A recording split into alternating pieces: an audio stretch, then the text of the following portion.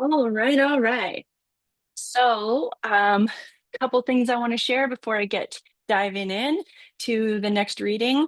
Um, so it's been just a little over a week since we celebrated the book launch for You're Strong Enough for This. It was such an incredible event. We'll definitely be sharing more details about how that magical evening went.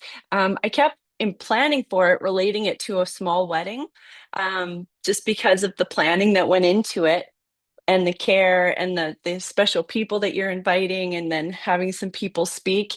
Um, but I was also kind of chewing the rag a bit about the amount of work. So I kept calling it like a little wedding. But then the actual event itself did feel like a little wedding. Even talking to my sister, she said, hearing dad speak, and I got all emotional. And it was just such a special, magical night.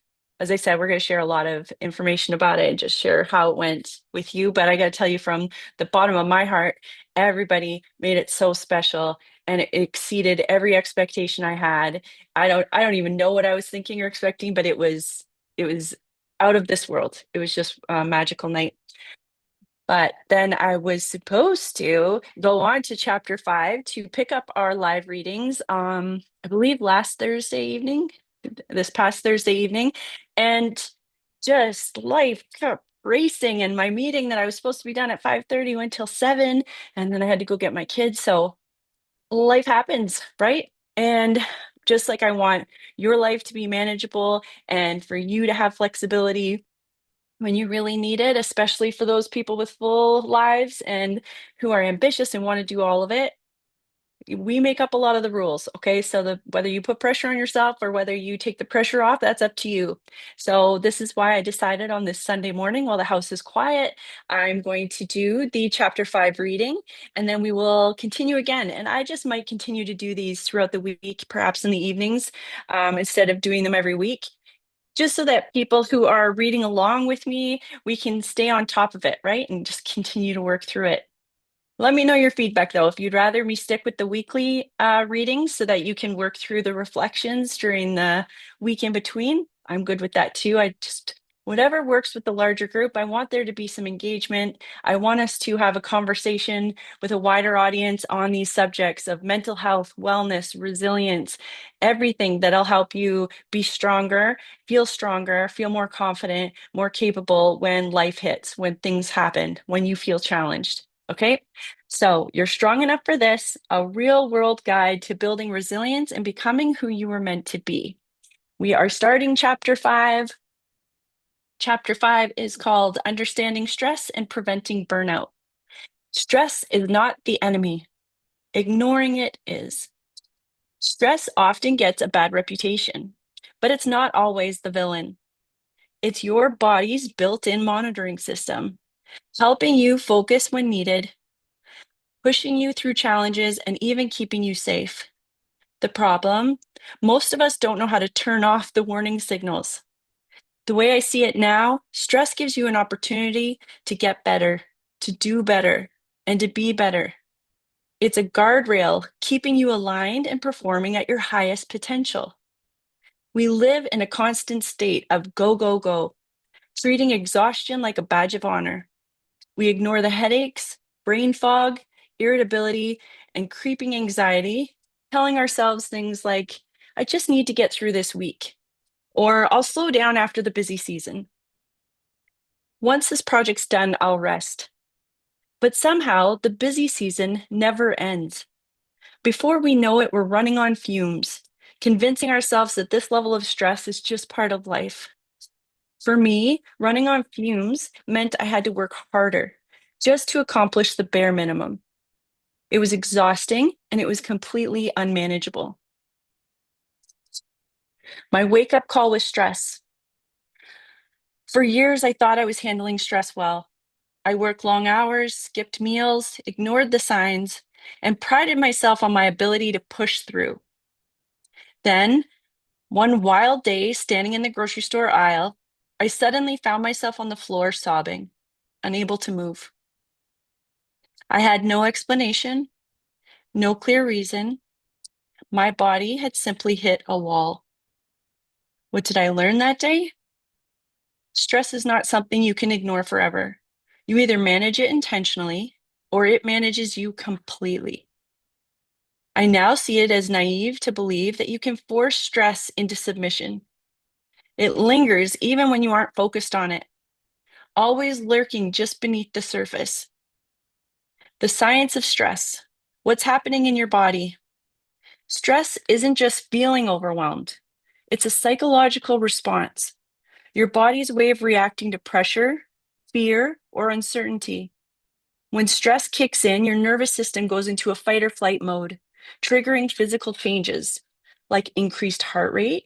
Your body thinks it's in danger, even if the danger is just a stressful email. Shallow breathing, hello, anxiety. Muscle tension, neck, shoulders, jaw clenching. That's stress talking. Digestive issues. Ever felt your stomach turn before a big meeting? Yep. Stress messes with digestion too. Brain fog and exhaustion. Your brain is too busy surviving to focus on anything else. In the short term, this response is useful. It helps you react quickly in emergencies. But when stress becomes chronic, your body never gets the signal to turn it off, leading to fatigue, sleep issues, mood swings, and even illness. I remember somebody telling me this a couple of years back when I had another business that was in the wellness industry. And they said, dis-ease creates disease. It's when there is dis-ease in your body. And that made so much sense to me when you hear about all the studies and research around the effects of stress, long-term stress, and how that can affect like so many different parts of your body and your health. And those people tend to develop other ailments. So dis-ease in your body creates disease. The burnout cycle and how to break it. Burnout doesn't happen overnight. It builds slowly, stage by stage. The blinded by ambition phase. You feel productive, motivated, and you take on more than you should. I've got this.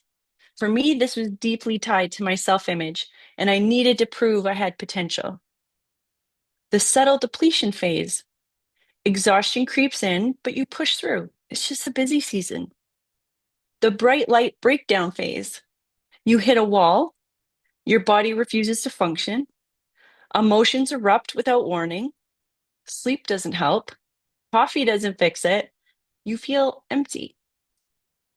If you're constantly tired but wired, snapping at people, feeling detached from things you used to enjoy, or waking up more exhausted than when you went to bed, you might be closer to burnout than you realize. How to stop the cycle? Stop glorifying exhaustion. Being busy isn't a personality trait, it's a warning sign. And honestly, I believe it ages you. Detach stress from your self worth. Your value isn't measured by how much you can endure. You are just as valuable when you are at ease and relaxed. Let that sink in. See if that's true for you. Once that hit me, once I realized that that was true for me, that I had this belief that for me to be of value or for my story to matter, it's that I had to endure, I had to go through something hard, it had to be difficult. That's us sometimes making things harder than they need to be simply to prove that it's unnecessary. Okay, the next idea I have for how to stop the cycle, recognize your limits. Burnout isn't weakness, it's your body's way of saying enough is enough. And finally, schedule rest like it's an important meeting. Recovering from burnout is way harder than preventing it. Practical ways to manage stress without adding more to your to-do list, right? I know who I'm talking to-do list people. Managing stress doesn't mean overhauling your life overnight. Small, consistent actions make huge difference. Here are the ones that have worked for me. Number one, breathe like you mean it. When you're stressed, your breathing becomes shallow. Practicing intentional deep breathing signals your nervous system to relax. You're literally telling your body and your mind, I'm here. I'm paying attention to you. It's surprisingly comforting and it feels good almost immediately. So try this simple technique right now. One of my personal favorites. So you've heard it many times, okay? Inhale deeply through your nose for 4 seconds. Hold for 4 seconds. Exhale through your mouth for 8 seconds.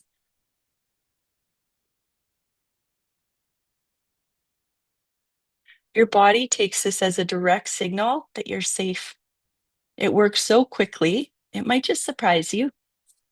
Okay, number two, move your body without overcomplicating it. Movement is one of the most effective ways to clear stress from your system. So, some easy ways that you can move more: stretch as soon as you wake up, take a short walk, even if it's just around your house, roll and drop your shoulders, unclench your jaw. You're probably holding more tension than you realize, and it could be leading to other pains you've been experiencing. I bet you just did this now as you read this, and you already feel better. I know whenever I read, somebody says, do this now, and then you do it. Oh, yeah. Stress lingers in the body. Movement helps release it and improves your energy flow. Number three, take micro breaks throughout the day. Burnout doesn't come from working hard, it comes from never pausing. Try this. Set a reminder to stand up, stretch, or breathe every 30 or 60 minutes if you're able to. Step outside for 2 minutes between tasks. If you work at a desk, look away from your screen every 20 minutes or so to reduce the strain. You know, at the end of the day, you realize, oh my gosh, I don't even know if I did blink, and your eyes get dry and sore and they make you feel even more tired. Remember to keep looking away. Number four, get outside, even if it's for 5 minutes. Sunlight, fresh air, looking at the stars and moon, standing in the rain, and simply moving outdoors helps reset your nervous system. Easy ways to fit that in: drink your coffee outside, or lay a blanket or beach towel on the grass and just lay down, sit, read, and enjoy reconnecting with the earth. I used to love doing this so much as a child, feeling the cool grass beneath me while watching the clouds roll through the big blue sky. Open a window while you work. It's not just about the fresh air. It's the sounds of the birds, the rustling of the trees, the breeze moving through the plants outside. Take a short walk or even simply stand in the sun. Number five, say no without feeling guilty. One of the fastest ways to stress yourself out: overcommitting. One of the fastest ways to reclaim your power: learning to say no. Or, in some cases, learning not to always offer. Test yourself. Try to bite your tongue. If you're somebody who feels obligated to always say, I'll do it, I'll do it, I know how to do it, I'll do it, try to just bite your tongue. It doesn't mean you're a bad person. It doesn't mean that you're lazy or you're not contributing. Sometimes it's just, you know, your capacity, you know you've already maxed it, and just not offering saves you from having to explain yourself later that you can't do something anymore, or that you need more time, or that you're not doing well. Okay, so try to not offer so quickly if you're one of those people that's always signing up to help everybody with everything. And ask yourself before saying yes, do I actually want to do this? And do I want to set the expectation that I'm available to do this going forward? Am I saying yes out of obligation or fear of disappointing someone? Will saying yes drain me more than it benefits me? Setting boundaries isn't selfish, as I said, no matter what anyone tells you. There's going to be some people, if you're somebody who usually always does everything, who always signs up for everything, who overcommits, there are going to be people irritated by this new change in you, right? They got used to something.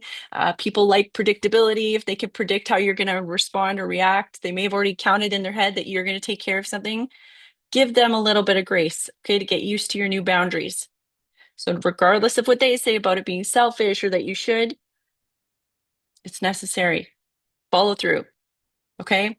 And when you respect your own time, others will too.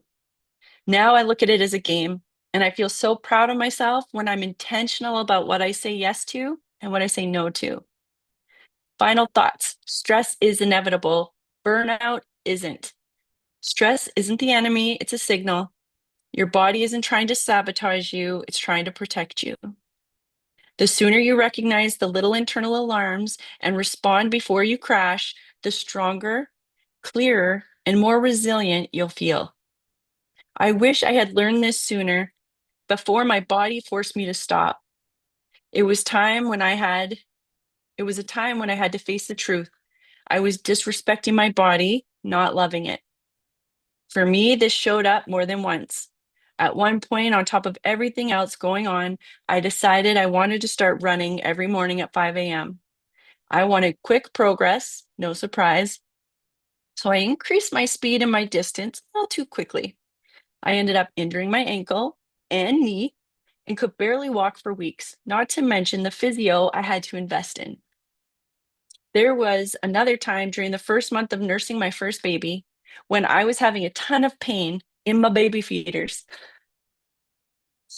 I'm laughing at old Kate writing that because I wouldn't write that today. I assumed it was normal, just pain. I should be, I should just push through. I remember getting ready for an event with my family when the color drained from my face and I half fainted walking down the hall. Thankfully, my husband was there to catch me.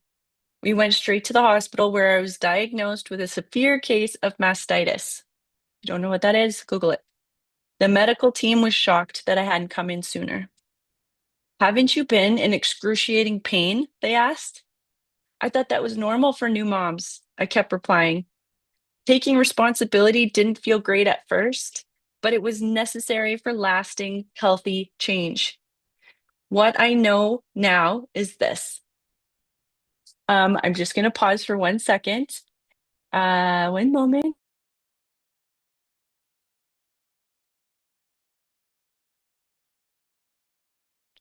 Hello, I'm back. Okay. Um, Taking responsibility didn't feel great at first, but it was necessary for lasting, healthy change. What I know now is this: your body, your mind, and your future self will thank you for every small step that you take today. Take the pause, drink the water, breathe deeply, say no when you need to. Because the strongest version of you isn't the one who burns out, it's the one who knows how to stay strong for the long run. Nothing compares to the feeling you get when your body feels loved by you and flourishes under that often new relationship of care and consideration. These are the reflection prompts for the end of chapter 5. Stress is a signal, not a sentence. Number 1, what warning signs does your body give you when you're under too much stress? Thinking for myself, I get like the heart racing and the mind running whenever I have a moment to pause, like especially right before bed, or sometimes throughout the night, or sometimes as soon as I wake up. It's like the mind races, the heart starts racing, my hands get a little sweaty, I get hot. I get really hot. My whole body gets hot. Um, and before I do anything that's kind of like a fun stress, like a taking a big chance stress, I always have to go to the washroom. So yeah, TMI.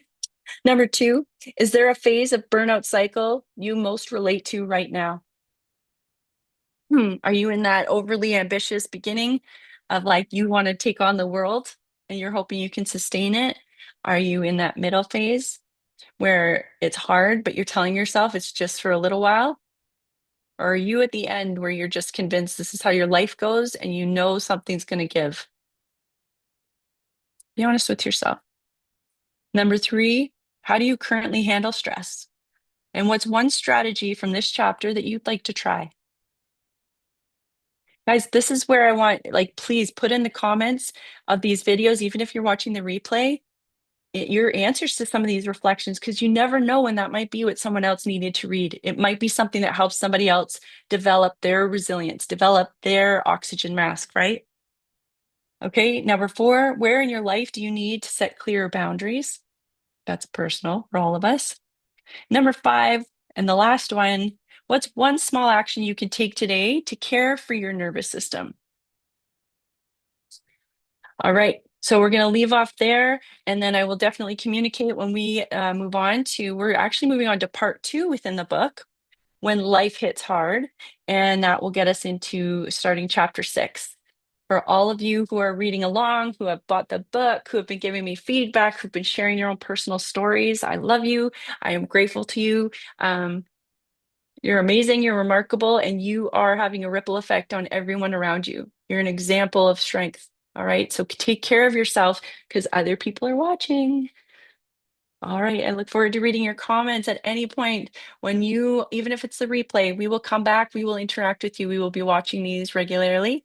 And yeah, can't wait to share more with you guys. Have a great rest of your day.